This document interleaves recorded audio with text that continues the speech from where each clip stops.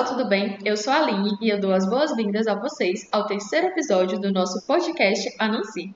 O episódio de hoje é extremamente significativo porque é o nosso primeiro episódio gravado e nós temos um convidado muito mais do que especial.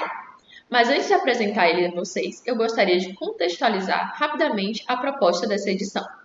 Quem nos acompanha pelo Instagram já percebeu que no início de novembro a equipe do nosso podcast viajou até Salvador para o 5º Copen Nordeste, onde nós apresentamos um pôster na categoria Jovem Afrocientista de Iniciação à Extensão Universitária. Foi um momento extremamente marcante, repleto de trocas acadêmicas e de aprendizado sobre literaturas e pesquisas, produções intelectuais pretas. Entre vários encontros, um deles nos marcou de maneira muito profunda. Durante uma mesa redonda, conduzida pelo nosso convidado de hoje, tivemos a oportunidade de refletir sobre o território onde estávamos pisando e sobre a sua história ímpar. A mesa intitulada Revoluções Cabuleira, Início, Meio, Início, Quilombo Cabula, trouxe discussões sobre o passado do território cabula, sua ancestralidade e vivências no candomblé. Para nós que somos de fora, foi a primeira vez que enxergamos a região por essa ótica, e essa experiência nos atravessou de maneira muito profunda. A partir desse encontro, entendemos que seria muito importante trazer esse convidado para o podcast para que vocês pudessem conhecê-lo e para ampliar essa discussão. Vou trazer para vocês uma breve contextualização histórica sobre o cabula. Antes de iniciarmos a conversa, embora o nosso convidado vá falar um pouco sobre o cabula com mais propriedade, a principal via do território cabula em Salvador é a Rua Silveiro Martins. O cabula formou-se ainda no período colonial por meio do núcleo de quilombos constituídos por pessoas escravizadas fugitivas. O quilombo cabula foi destruído em 1807, mas seu território permaneceu majoritariamente ocupado por descendentes africanos. Me corrija se eu estiver errado, professor.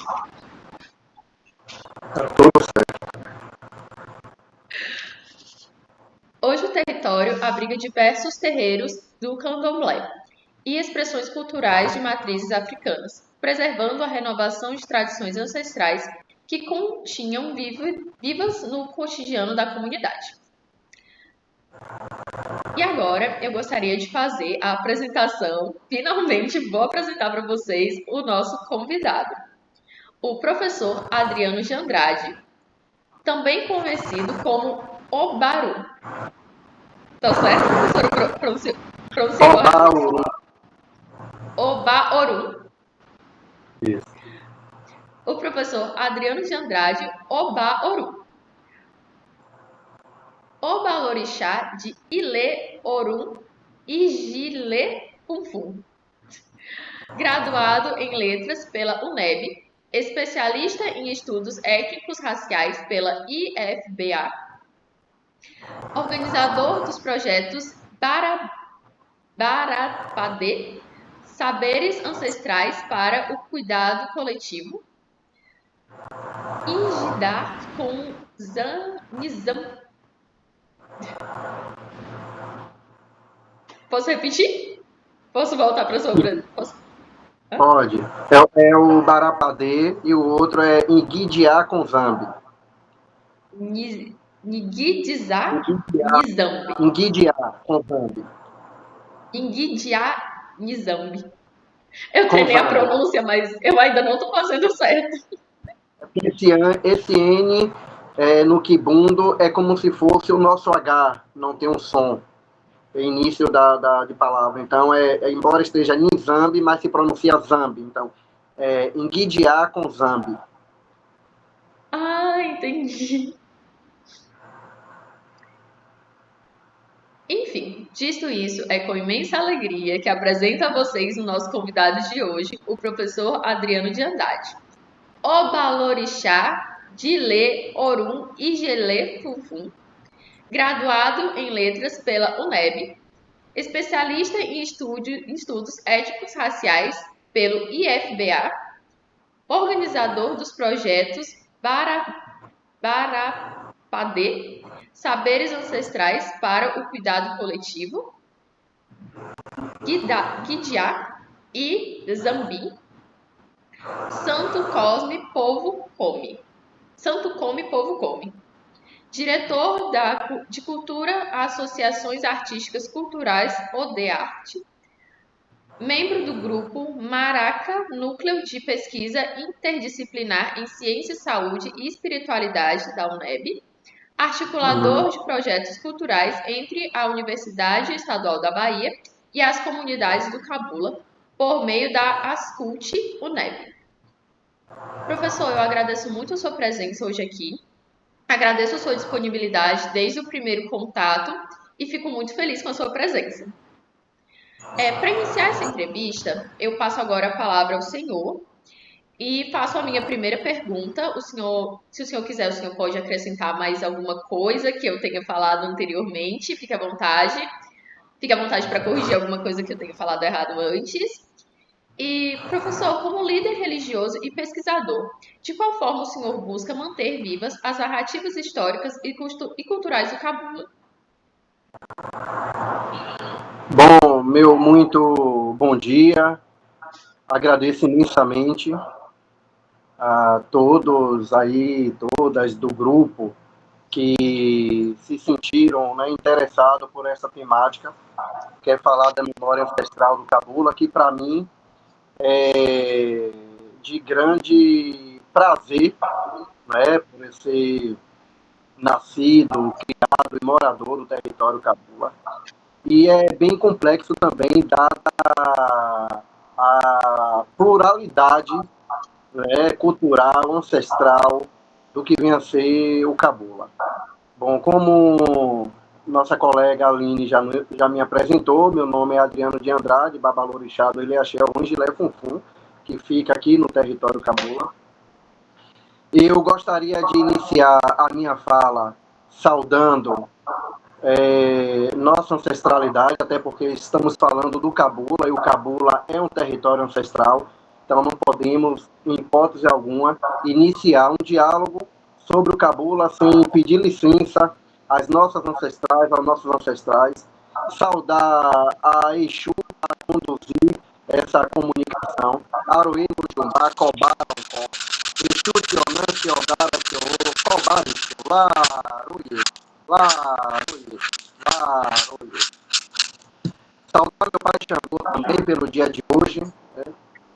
Quarta-feira, e vamos iniciar esse diálogo falando do Cabula, e nós vamos introduzir esse diálogo com um pouco de barulho, porque Cabula, dentro do seu sentido polissêmico, ele é também um toque, ele é um ritmo de abertura das festas de terreiro, sobretudo os de Angola, né? E é também um ritmo do samba, é o ritmo que está na capoeira, para além do seu nome social, né, como a doutora em línguas africanas, a etnolinguista professora Ieda Pessoa de Castro, ela registra a palavra Cabula como originária do Quimbundo e que significa partilhar. Esse é o sentido da palavra Cabula socialmente falando. Mas para além desse sentido, a palavra Cabula também significa, como eu já disse, um toque, um ritmo. Nas questões litúrgicas dos terreiros, significa também afastamento dos males, porque como território de quilombo, dentre vários quilombos que se tinham na Bahia, em Salvador, o Cabula, além de ser esse refúgio para os negros escravizados, era um lugar também de fortalecimento espiritual, era um lugar de preparação para o enfrentamento às opressões, e era também um lugar de acolhimento para a cura. É um território que todos acreditam pertencer ao Inquice Cavungo, que é o Inquice ligado ao afastamento das pestes, das doenças, né, que na cultura iorubá, nos terreiros de Queto, Obaluaí, mais conhecido, né, popularmente. Então, o cabula agrega toda essa riqueza. E aí vamos iniciar com um barulho, que é o toque cabula, e a gente vai passar esse toque para que todos percebam, né, a riqueza deste território que está nos variados ritmos. Eu vou fazer, só vou me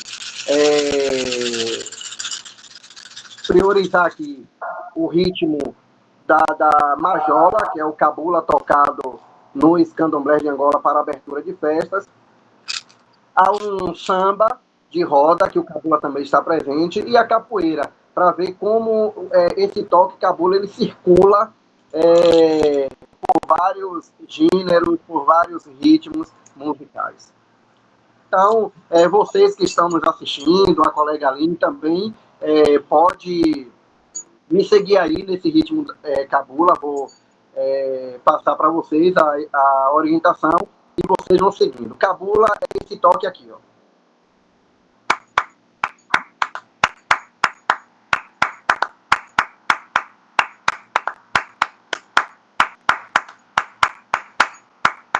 Então, vocês que estão nos assistindo, pode fazer esse toque para a gente ir nesses ritmos, passear nesses ritmos que eu falei para vocês. Quem vem bem sou eu, sem bem ganga da mochila, do da meu catemboio. Quem vem bem sou eu, bem ganga da mochila, do da meu catemboio. Alô, meu Santa Mar, eu vim lhe conhecer,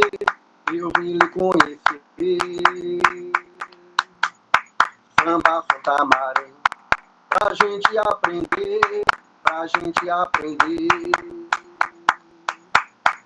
O Paranauê, Paraná.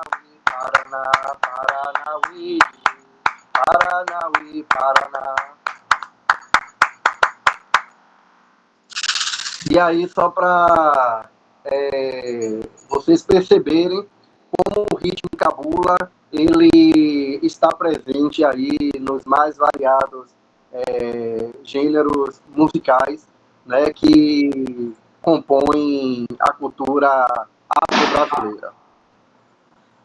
Aline, querendo fazer alguma intervenção, falar, eu gosto muito do bate-papo, da troca mesmo. Enquanto você não faz, eu vou seguindo, mas se quiser pode entrar aí sem problema algum, tá certo? Professor, achei muito interessante que quando o senhor começou a cantar, eu conheço esse ritmo, eu conheço. Aí eu lembrei, ele falou que estava na capoeira também. Aí, não sei se deu para perceber, cheguei a abrir um sorriso e fiquei tipo, eu já escutei. Sim, o cabula está aí em todos esses meios, né, que nós compreendemos como a nossa riqueza cultural. Então, o cabula é esse território, né, situado no miolo de Salvador, né? É um território que agrega 22 comunidades, né, tida como periferia de Salvador. E aí é interessante, Aline, a gente chamar a atenção que, ao falar de cabula, nós estamos falando de uma região, de um território, e não de um bairro, como geralmente é citado. Na verdade, se compõe por 22 comunidades, que seriam os bairros, que formam este quilombo cabula. Então, só para citar alguns bairros, e aí eu vou priorizar os bairros de origem africana, né, de língua africana, sobretudo quibundo, e os bairros também de origem tupi-guarani, porque também era um território habitado por indígena. Então, quando nós falamos de Beiru, quando nós falamos de Mata Escura, quando nós falamos Sussuarana, Engomadeira, Pernambués, Narandiba, entre os outros, nós estamos falando do Cabula. E o Cabula, ele foi, né, tempos atrás, antes de ser abatido no início do século XIX, um quilombo de mata fechada, um quilombo de difícil acesso. Então, era por isso que se constituiu enquanto um quilombo muito forte e que foi demorada a sua destruição, porque tinha que ter muita estratégia para adentrar neste quilombo Cabula, né? Nós estamos situados em um grande morro de Salvador.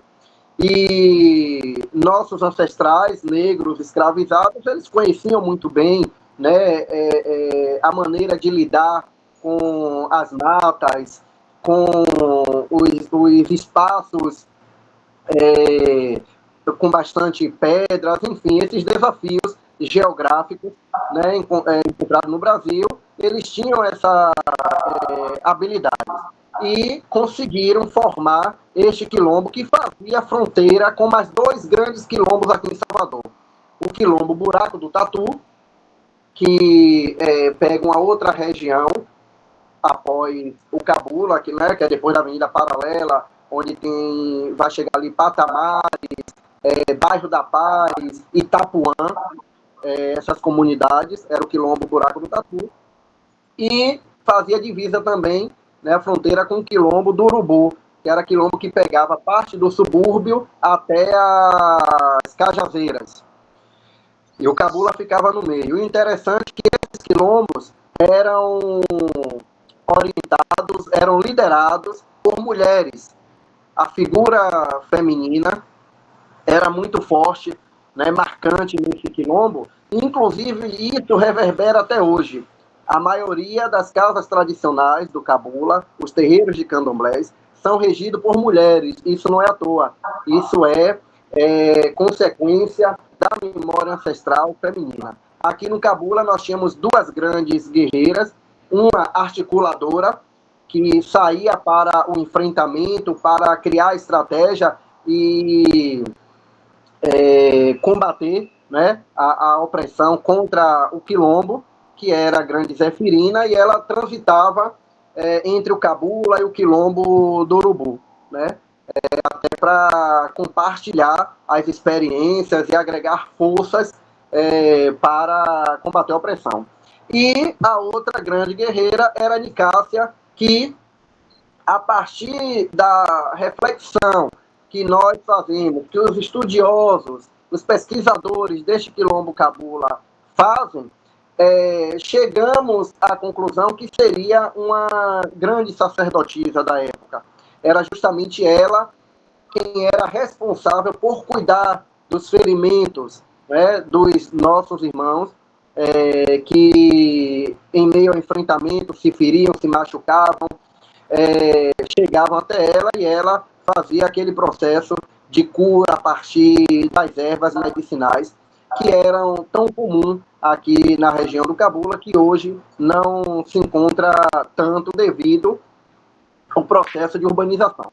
Então, até esse período era um quilombo de mata. Entretanto, hoje não deixa de ser um quilombo. Muitas pessoas desconhecem, mas o quilombo está vivo. Por que o quilombo está vivo? Porque existem casas que mantêm viva essas memórias, né, essas culturas, essa tradição, que são chamados terreiros de candomblé. E o mais interessante é que não são casas recentes, não é um território que as casas de candomblés migraram recentemente, como acontece em outros territórios aqui na Bahia. Nós temos registros de casas de candomblé que foram fundadas ainda no período da escravidão. Então, por exemplo, nós temos aqui o terreiro Tumbenci, que historicamente é o primeiro terreiro de Angola, não é, fundado no Brasil, em 1850. Então, temos aí registro ainda do século XIX, um terreiro fundado nessa época por Maria Genoveva do Bonfim, né, Mamedo Tuenda de Unzambi, mais popularmente conhecida como Maria Neném, a Grande. Era assim que era chamada, que, embora fosse uma mulher de estatura mediana, né, dizem, todo mundo conta, que era uma mulher destemida, uma mulher que inclusive enfrentou a perseguição policial no período em que os candomblés eram invadidos para prenderem atabaques, prenderem pertences sagrados, né, e inclusive pessoas, babalorixás, tatas de Inquice, mameto de Inquice e alorixás, e filhos de santo. E Maria Neném foi uma mulher que enfrentou, mandou um recado para o delegado da época que ordenava, né, que é o delegado Pedro, que era popularmente conhecido como Pedrito, né, quando dizia Pedrito vem aí. Inclusive há um registro disso na obra clássica de Jorge Amado, né, Tenda dos Milagres, e Jorge Amado registra esses episódios, né, essas ocorrências, e essa Mameto, a Négua Tuanda de Unzambi, Maria Neném, coloca na frente do terreiro uma placa, cá te espero no Tumbeci, e era um recado para o delegado, olha, meu território está aqui, vem invadir. Então, estamos falando de uma mulher guerreira, destemida. Isso da nação Angola, que é a nação fundada pelos povos bantus, e o Cabula foi inicialmente fundado por esses povos. Depois chegaram outros povos, né? E isso, cronologicamente, conforme a história conta, se dá da mesma maneira, né? Primeiro chegava aqui grandes levas dos povos bantus, povos que vieram de Dongo, Cabinda, né? Que compreende como território de Angola. Depois, os povos Jeje, né? Os povos Fons. E depois, os Iorubais. Esses três grupos principais que vieram para cá, né? Foram trazidos para cá. E enquanto presença dos povos Fons, né, da cultura Jeje, foi também fundada uma casa, ainda por uma africana, na Sussuarana, a Casa Jeje, que foi herdada pela sua filha, que teve maior popularidade, né, conhecida como Mãe Tança, que é o terreiro Cacunda de Ayá, não ficou conhecido. E já em 1910, aí já no pós-abolição, chega a cultura iorubá através do terreiro Ilhéaxé Poafunjá, fundado por Mãe Ana Eugênia dos Santos, conhecida como Mãe Aninha. Então nós temos aí três grandes representações, né, de matriz africana dentro desse território cabula. E nós vamos perceber isso nos nomes que compõem esta região. Então, por exemplo, para citar aqui a cultura de Angola, né, nós temos a comunidade engomadeira, que a raiz da palavra está no Kikongo, engoma, que significa tamboa, atabaque, né? E depois se junta aí ao sufixo eira para dar o nome da comunidade engomadeira, mas está lá a raiz na língua Kikongo, falada pelos povos bantus de Angola. Registro do Jeje, nós temos a palavra sussuarana, que embora durante muito tempo acreditou-se que este nome sussuarana era devido à presença de onça na região, devido à complexidade da mata. Era uma mata muito fechada. De fato, tinha sim onça, não só na Sussuarana, mas como em outras comunidades daqui do Cabula, devido à presença da mata. Mas um fato curioso é que a palavra sussuarana, essa comunidade, ela não é gravada com C cedilha, como a onça sussuarana na língua indígena é grafada? Ela é grafada com 2 S, né? E esse sussus, né, é esse radical que forma sussuarana, então sussus é uma palavra que representa os povos sussus da Serra da Leoa, povos africanos que aqui estiveram. Esse registro aí está nos estudos de Nina Rodrigues, né, que fez um levantamento dos povos africanos no Brasil, e os povos sussus também foram identificados. E como registro da palavra Yorubá, nós temos a comunidade Beiru, que é grafada Gibeiru, que significa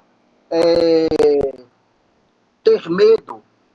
Então, certamente,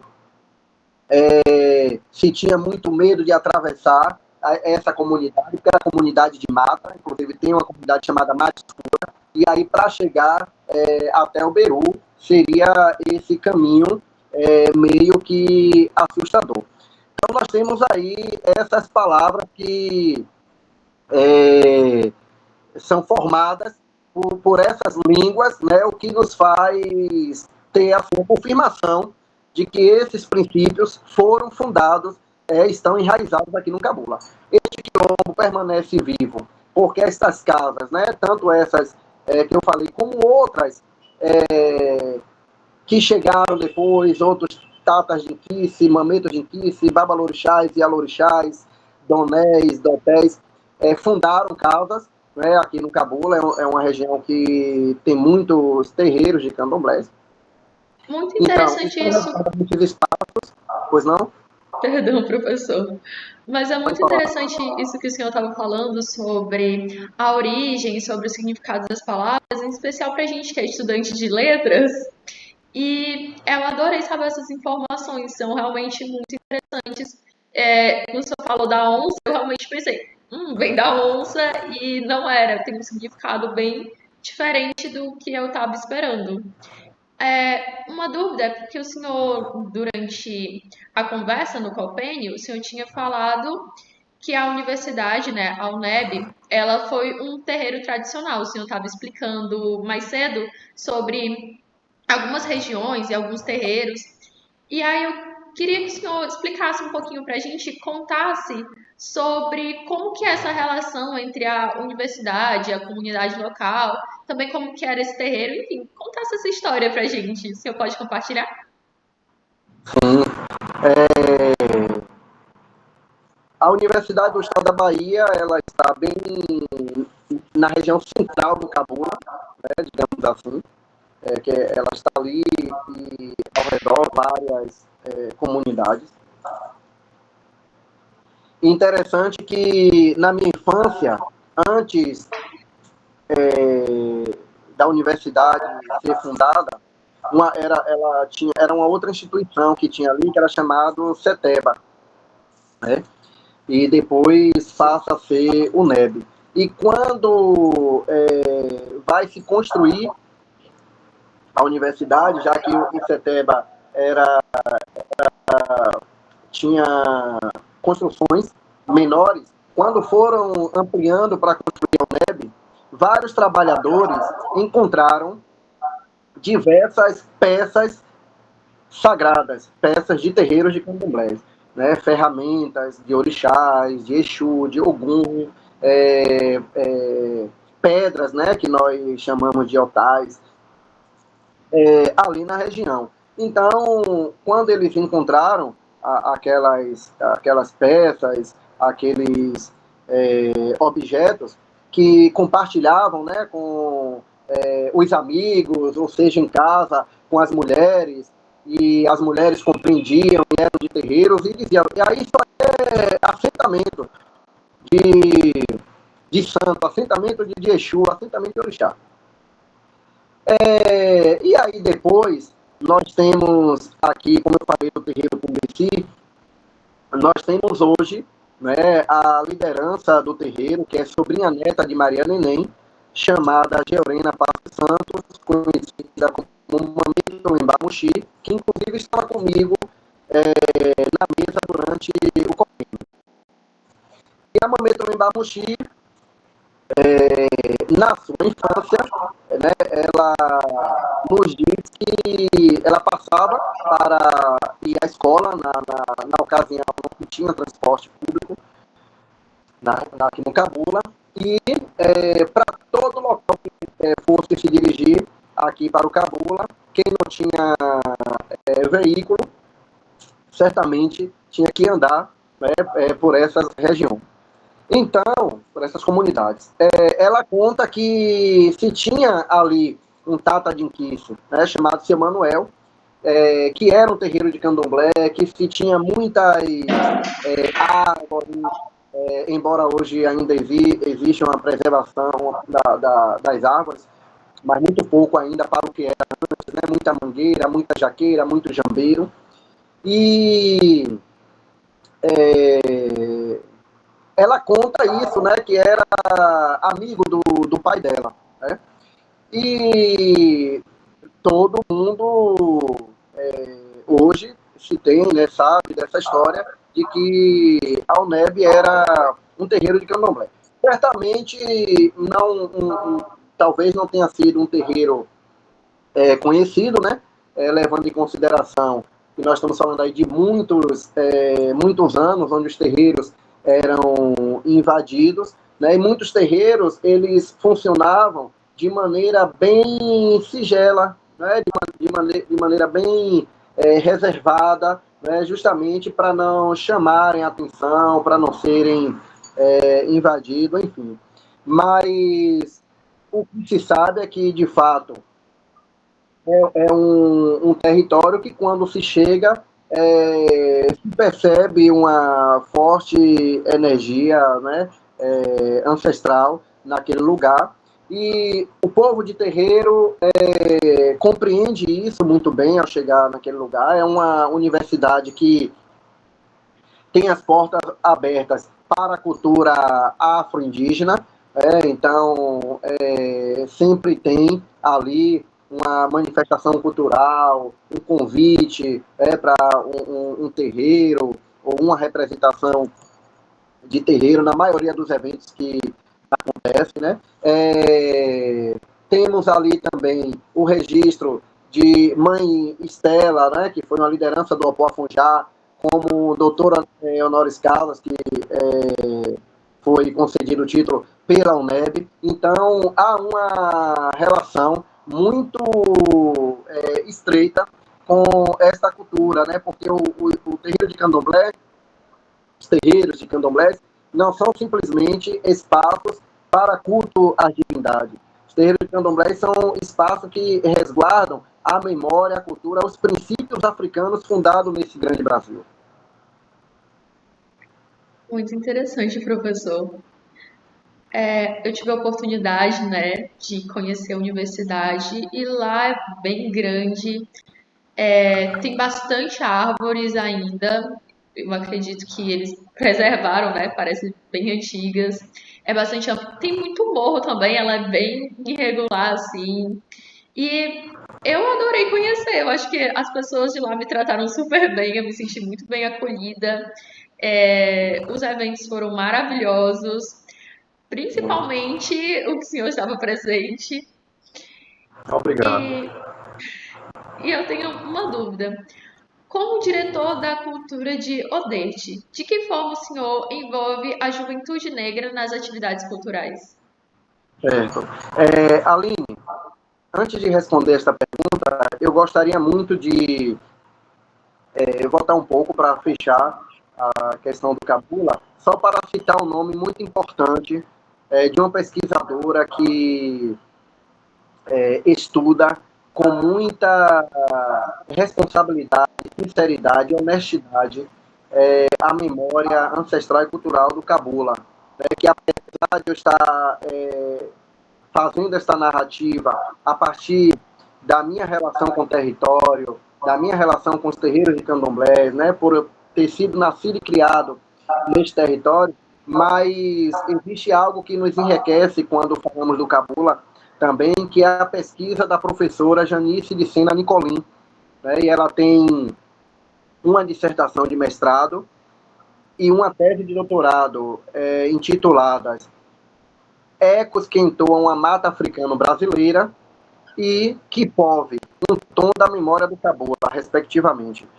Então, quem quer conhecer profundamente sobre a história, a cultura, a memória do Cabula, vale a pena a leitura dessas duas obras que estão disponibilizadas na internet, da professora Janice de Sena Nicolin. Gostaria de deixar isso registrado, a nível também de ampliar aí, o conhecimento de quem deseja se aprofundar mais. Muito interessante. A gente vai pesquisar e tentar colocar na descrição do vídeo para quem tiver interesse em ler também e aprofundar os conhecimentos. Ótimo. Obrigado. Então, agora respondendo à segunda pergunta. A instituição a qual a Aline se refere é a Associação Artístico-Cultural ODEARTE, inclusive fundada pela professora Janice Nicolin. É uma instituição sem fins lucrativos que desenvolve um trabalho muito forte e necessário com as comunidades do Cabula. Né? Como instituição, ela está fundada desde 2007, mas este trabalho já vinha assim, sido desenvolvido desde a década de 90, com 3 educadores, a professora Janice Nicolin, professora de língua portuguesa, a professora Benivalda Crisóstomo, professora de História, e Diego, que era uma pessoa da área do teatro. E eles tinham um trabalho de teatro dentro de um colégio, né, chamado Colégio Roberto Santo, aqui no Cabula, e desenvolviam um trabalho com os estudantes e fundaram o grupo Arte Bagaço. E de lá para cá faziam as apresentações, tinha toda essa dinâmica, como principal objetivo fortalecimento da identidade negra, da identidade cabuleira dessa juventude. Né? Que interessante que você pergunta aí sobre a questão da juventude. E embora a ODEARTE ela desenvolve trabalho com várias idades e segmentos, não só com a juventude, mas o trabalho principal, né, começa de fato com a juventude. E eu estou na ODEARTE desde 2012, participando como educador, né? Lá eu ministro oficinas de literaturas africanas, literaturas indígenas e produção de texto. Entretanto, com o passar do tempo, eu recebo aí a responsabilidade de ser o diretor de cultura, né, da ODEARTE, que para mim é uma grande honra participar dessa instituição. Então, lá na ODEARTE, nós temos trabalhos com mulheres, trabalhos com a juventude, trabalhos com crianças e adolescentes. E aí, só para responder a pergunta, já que vamos falar de juventude, eu vou falar só do projeto Eriocan Cabula, né, que nós temos com a juventude. Eriocan, na língua iorubá, significa consciência. Todos os projetos da ODEARTE é pautado em uma língua africana, o iorubá, o banto. Né? Como nós temos o projeto Biuá, que é para crianças e adolescentes. O projeto Biuá significa Nasceu para Nós, da língua iorubá. E o projeto Eriocan Cabula, que é um projeto voltado para a juventude. Né? Nós desenvolvemos oficinas durante todo o ano, quando iniciamos as atividades, que geralmente inicia no mês de março, né, após o carnaval, março ou abril. E aí nós vamos desenvolvendo atividade de arte, né, com teatro, literatura, e fazemos esta culminância no mês de novembro, dentro da agenda do Novembro Negro, né, com exposição, com um seminário, né, uma espécie de um encontro para a culminância do projeto. E durante todos os meses, até chegar ao mês de novembro, nós realizamos rodas de conversas, oficinas de arte, oficinas de produção de texto, com esse objetivo de fortalecimento da juventude negra, né, da afirmação da identidade. Nós ouvimos muitos relatos de jovens que não tinham perspectivas, né, para o futuro. E após o trabalho, né, eles se sentirem fortalecidos, né, porque nós trabalhamos mesmo as potencialidades que nós negros temos e que a juventude negra tem.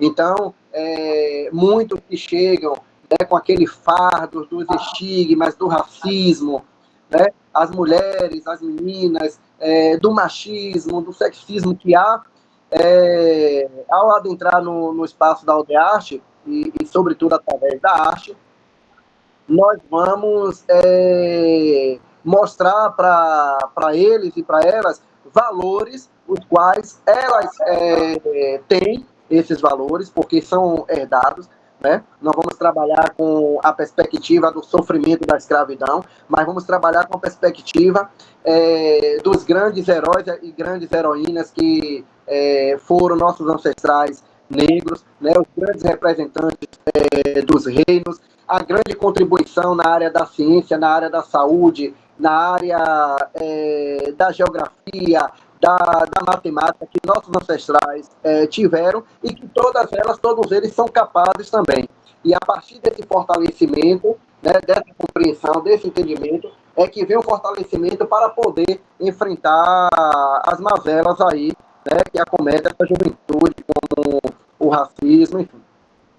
E é um trabalho que nós fazemos em alinhamento com outras instituições. Então, esses jovens, eles se reúnem, né? Eles compartilham experiências, compartilham seus saberes. Nós realizamos atividades em escolas, temos parcerias com escolas, também com a UNEB e outras organizações sociais, né?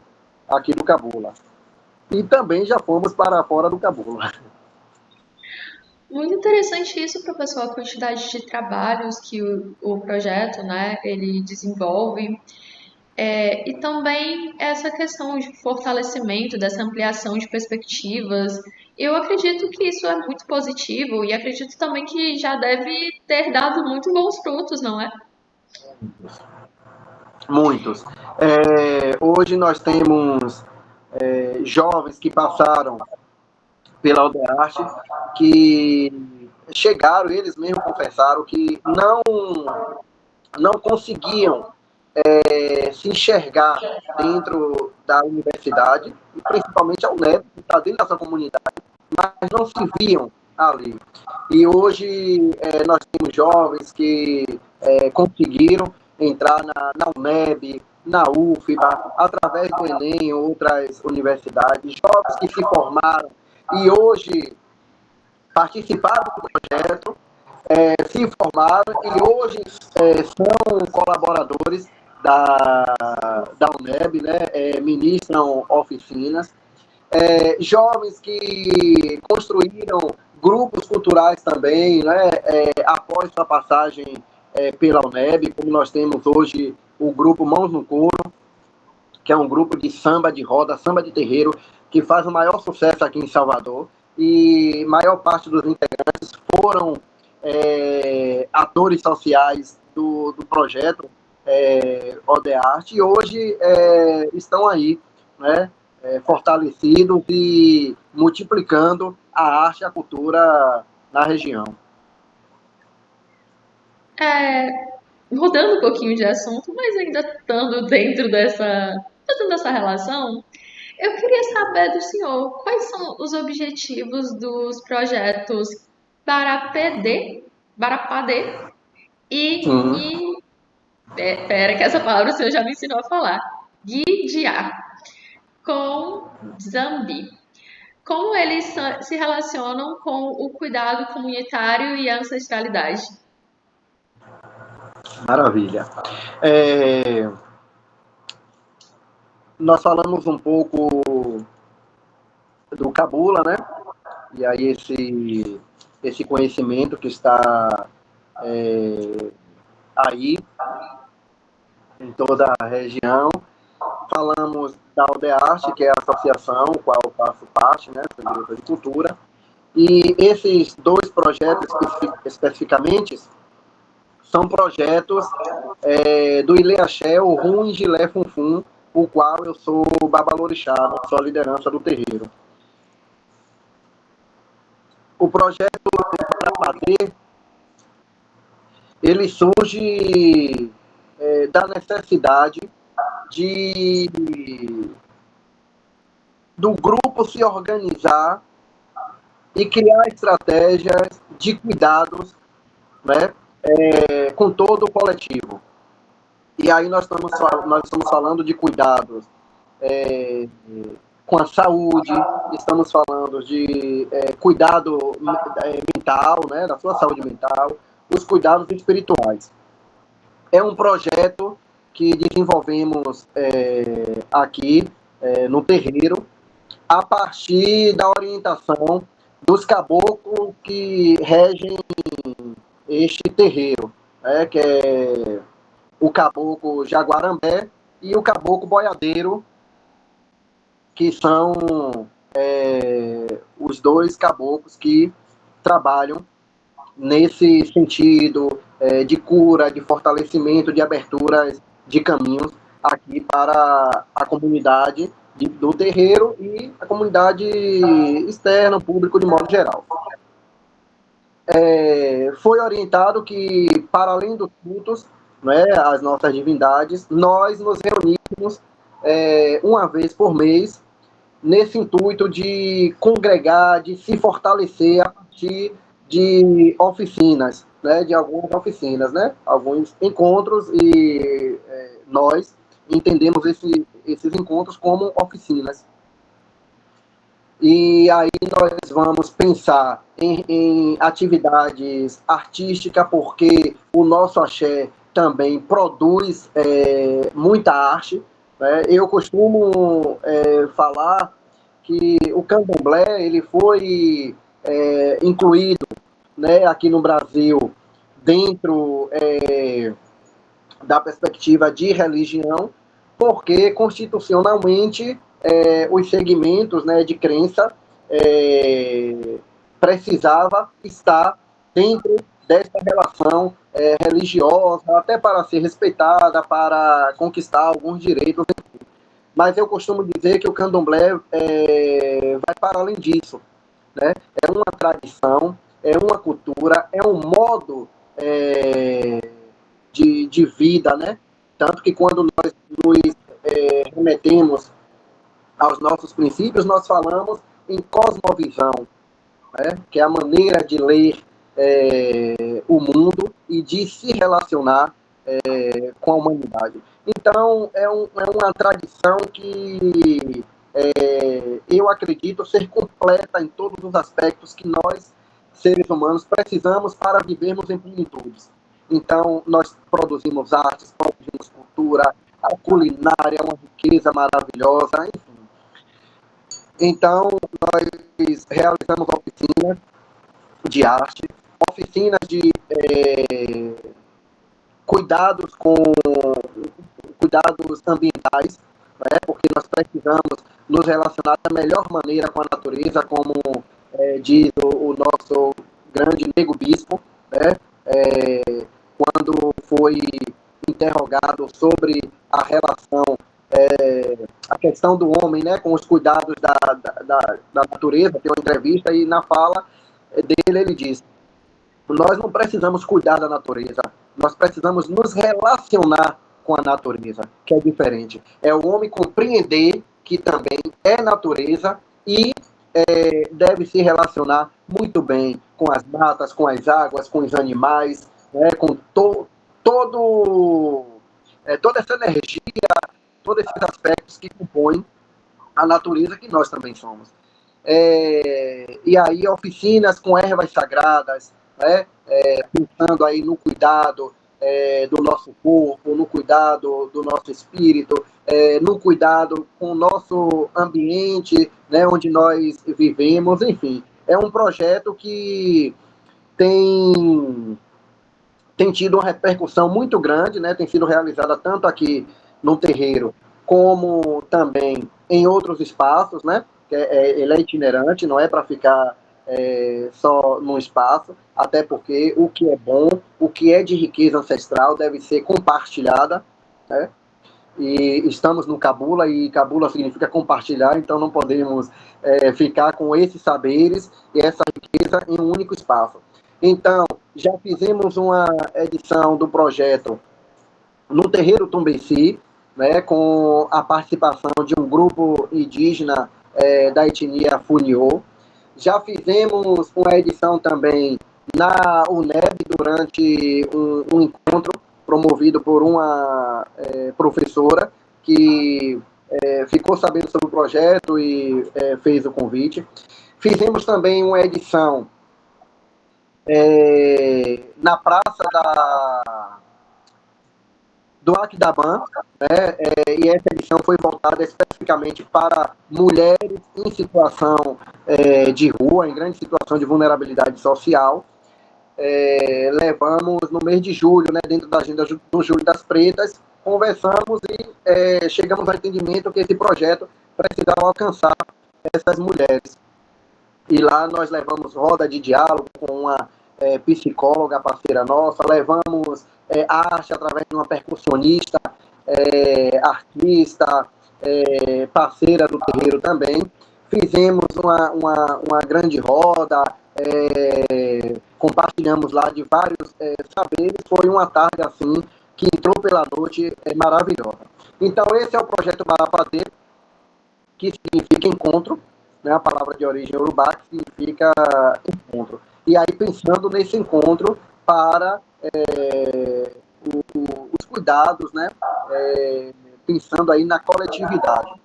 Acontece uma vez no mês dentro do terreiro, e inclusive nós iremos fazer um festival Barapadê no dia 13 de dezembro, cujo objetivo desse festival seria justamente juntar todas as pessoas que passaram por esse projeto durante o ano, mas também temos um objetivo que é angariar aí um recurso para a compra do terreno, né, o qual o terreiro necessita no momento, porque funciona na minha residência, e estamos em busca de um espaço maior, porque a família cresceu, os projetos cresceram, então não está dando conta. E aí vamos fazer este festival, né, com vendas de alimentos, artesanato, enfim, para levantar esse recurso, né, dia 13 de dezembro agora. E o projeto Nguidiá com Zambi, Santo Come, Povo Come, é um projeto voltado para a população em situação de rua, né? Nós temos aqui um trabalho social com a comunidade em torno do terreiro, mas esse trabalho ele fica dentro do projeto Barapadê, e aí em algumas datas pontuais, como Dia das Mães, Natal, nós fazemos campanhas para fortalecimento, né, sobretudo de mulheres que são mães solos, que vivem de reciclagem, e aí nós temos um trabalho de apoio aí com cestas básicas, botijão de gás, a depender da demanda que surge. E o Nguidiá com Zambi é voltado para a população em situação de rua. Nguidiá com Zambi é uma expressão dentro dos terreiros de Angola, que é quando se oferece o alimento, né? E aí se oferece dizendo Nguidiá, Nguidiá significa comida, alimentação, então você está convidando alguém para comer, e se a pessoa não quer comer naquele momento, a pessoa fala Nguidiá com Zambi, que é uma forma de agradecimento, né? Zambi é Deus. Então, agradecendo pelo oferecimento. Né? Então, toda festa que se acontece no Ilê Axé Ogum Gilé Funfun, parte da comida é separada, né? E aí formamos as quentinhas e vamos distribuir com as nossas irmãs, os nossos irmãos em situação de rua. Né? Chegando lá, não só distribuímos a comida, porque nós entendemos que a comida não é suficiente. A comida é o momento, né, de se reunir, de se alegrar, de fortalecer a matéria, mas precisamos muito mais disso. Né? Então, levamos rodas de diálogos, levamos arte, né, apresentações artísticas, enfim, é um momento mesmo de vivência ali com a comunidade. E aí, após as nossas apresentações, os nossos diálogos, aí tem um momento, né, de se reunir ali para comer e beber todo mundo junto. Então, são esses dois projetos que nós temos aqui no Terreiro. Muito interessante, professor, essa rede de apoio, né, com a comunidade, essa troca, a questão de ajudar realmente. E chegando agora, né, ao final da nossa entrevista, eu gostaria de lhe perguntar que conselho ou mensagem o senhor daria para os estudantes de letras que estão interessados em narrativas negras quilombolas? Maravilha. O curso de letras, ele é um curso muito rico, não é? É um curso que eu tive um grande prazer em cursar, né? Letras.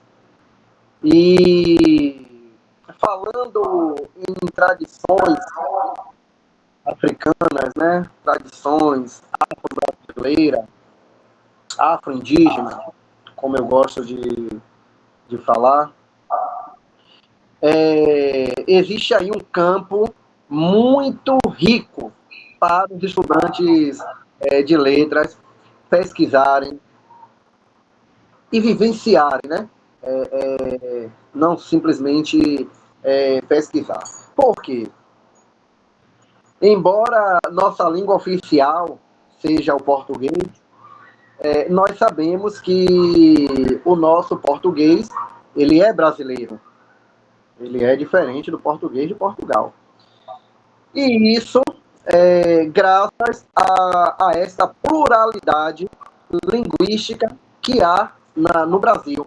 Então, nós temos várias línguas indígenas, né? São muitas, e várias expressões, várias palavras, não simplesmente expressões.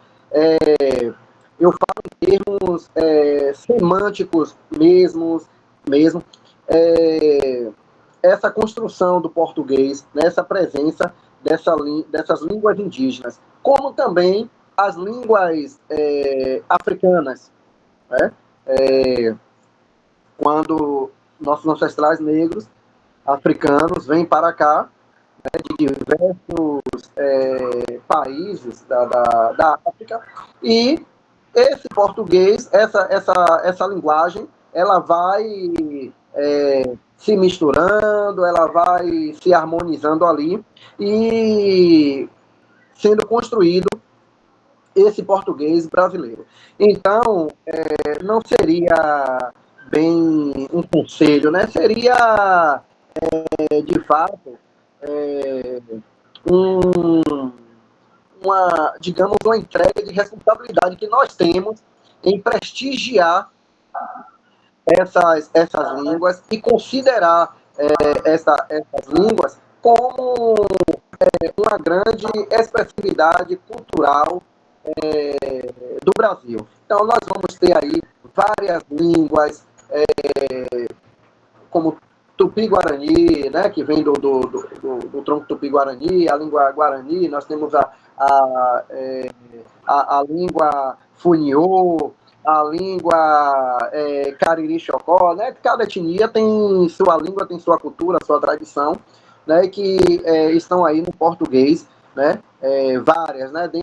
Desde de objetos que nós temos em casa, desde como alimentos, né? Essa riqueza toda. E as línguas africanas também, né? Tanto do tronco banto, como do iorubá, como do alçá, né? Fon, que se tem aqui no Brasil. E essas línguas estão todas aí dentro do português. Então, o estudante de letras, ele ter essa percepção, né, de se debruçar com dedicação, com apreciação a essas culturas, é ele se enriquecer, ela se enriquecer com tudo isso que nós temos para estudar, para pesquisar. Porque é muita coisa e coisas que nos deixam assim realmente surpresos, né? E tanta riqueza que há. Então, seria uma responsabilidade mesmo, né? Ter uma dedicação para esses estudos, o que vai contribuir, Aline, até para a valorização, né?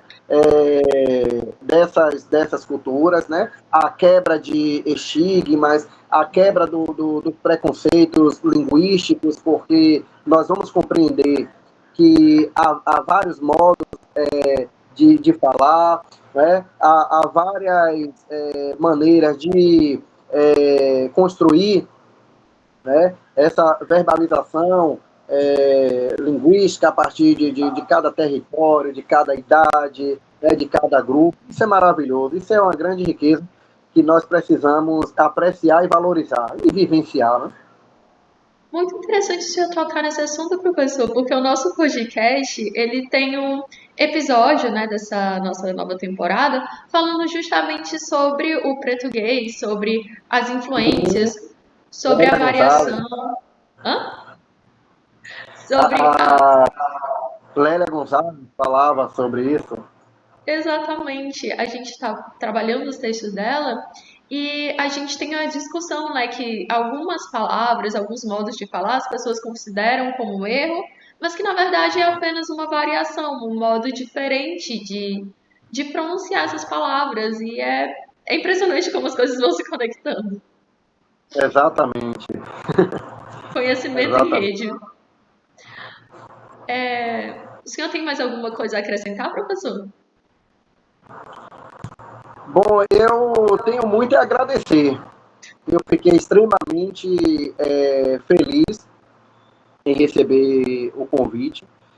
Eu gostaria de desejar sucesso a vocês, parabenizar por esse trabalho, um trabalho sério, um trabalho necessário, né? Eu acho que o que vocês estão fazendo, utilizando a tecnologia da maneira mais brilhante, né, que transmitir conhecimento, né, para além do espaço físico da universidade, onde estiver ligados aí nas redes sociais, a entrar em contato, ver o trabalho que vocês estão produzindo. Isso aí é maravilhoso, é formidável. Então, fazer com que esses conhecimentos, esses saberes alcance, né, o maior número de gente, né? Com as redes sociais nós temos essa possibilidade. Então, isso é um trabalho brilhante que vocês estão fazendo. Gostaria de parabenizar, desejar sucesso e agradecer, né, por me convidar a ter aqui esses 2 dedos de prosa, que eu gosto, é o que eu gosto de falar da tradição africana, gosto de falar dos princípios do candomblé, gosto de falar das culturas indígenas, falar do território cabula, falar dos projetos que nós desenvolvemos. Para mim foi uma honra. Muito obrigado. Nós que agradecemos, professor. Nós agradecemos os elogios e eu agradeço em nome de toda a equipe do podcast Anuncie pela sua presença. Realmente foi maravilhoso essa discussão. Eu acredito que é um episódio que vai ser muito significativo para nós e para quem está nos acompanhando, né, para os nossos ouvintes. E esperamos, né, contar com o senhor em mais episódios no futuro. E encerramos aqui. Obrigada mais uma vez. Estou à disposição. Muito obrigado. Até mais.